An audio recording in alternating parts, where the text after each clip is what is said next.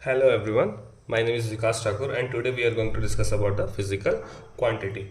Okay, so whenever we go to market to buy any solid bodies, we measuring the mass there. Okay, or when we buy liquids, we measuring volume. Like when going to buy potatoes, so what we are measuring there? We measuring the mass like 2 kg potatoes, 1 kilo rice, 1 kilo pulses. Okay, so we are measuring their mass only.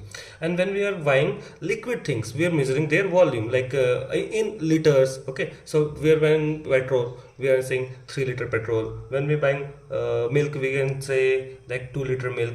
Okay, so hence whenever we buy anything, we are measuring the things. Okay, so after this thing we can say that there is a question arises, can everything is measurable? Can everything is measurable? No, some are measurable, some are not. Okay, like we are unable to measure, we are unable to measure like sorrows, joys, these things are we are unable to measure. Like our emotions we are unable to measure, but we are able to measure the length, we are able to measure length, mass, volume.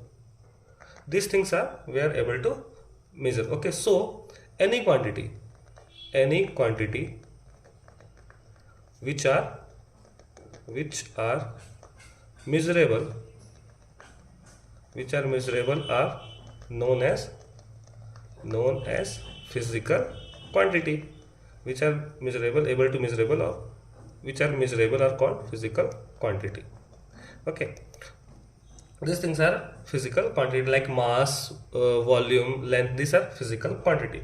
Okay, uh, and the physical quantity expressed in terms of numeric value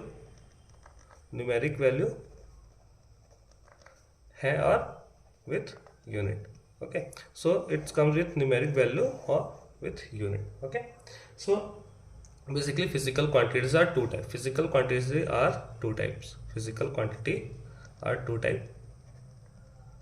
First one is what? Scalar quantity. The second one is what? Vector physical quantity. Okay, so here what is numeric value and what is unit? First we are going to discuss what is numeric value and what is unit, then after we will move to scalar quantity and vector quantity. So whenever just we are measuring any like mass of any object, we are writing like 5 kgs, we are writing here like 5 kg. Okay, so what is 5, what is kg? So here the 5 is the numeric value and kg is the unit. Kg is the unit, basically reference standard of buying physical quantity, any quantity. Like how can we say that what quantity we are measuring? Okay, if we we are going to the in the vegetables market and we are saying to shopkeeper, just give us 5 liter potato. Is it possible? No, that is not possible. So unit is a reference thing which describe the what kind of quantity we are measuring. Okay, so for the solid things we are measuring is in the kgs, in grams. Okay, but for the liquid things we are measuring the things in liter. Okay, so this is what, this is unit and this is numeric value, and numeric value and unit together makes magnitude of physical quantity. Magnitude of physical quantity. Okay, so numeric value and unit make together magnitude of physical quantity. Okay, so physical quantity is here of two types. First one is scalar physical quantity and second one is what? Vector physical quantity. Okay, so here what is a scalar physical quantity? Basically, so it has magnitude only, it has magnitude only, it has magnitude only. Okay, magnitude only. Examples are like mass, length, volume, speed, etc. These things are what? These things are scalar physical quantity. So what does it mean that it has magnitude only, and what is vector quantity? So look at this. If we are going to measure this length of this pen, okay, so we are measuring from top to bottom or from bottom to top. Is the length of the this pen will change? No, not at all, it remains the same if we are measuring from top to bottom or bottom to top. So this kind of things where magnitudes only works, but there is no need of direction or no direction associated with it. So this kind of quantities are scalar physical quantity. But in the same hand, vector quantity have magnitude and direction both. It has magnitude and direction both.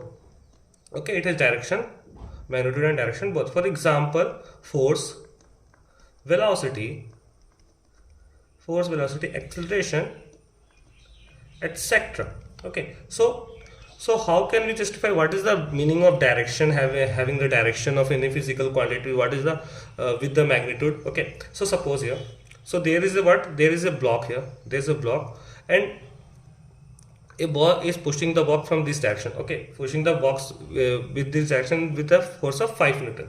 Okay, so like this box will start getting accelerated. Okay, so this will box will accelerating. Okay, if the suppose and the second boy comes in from this opposite direction, or applying force from opposite direction on the same box, like from this direction, with the same amount of force with a 5 Newton. Okay, so the see, both the force both the persons applying force from the opposite direction, does this box move from here? No, not at all. So the resultant force will be what? 0 Newton.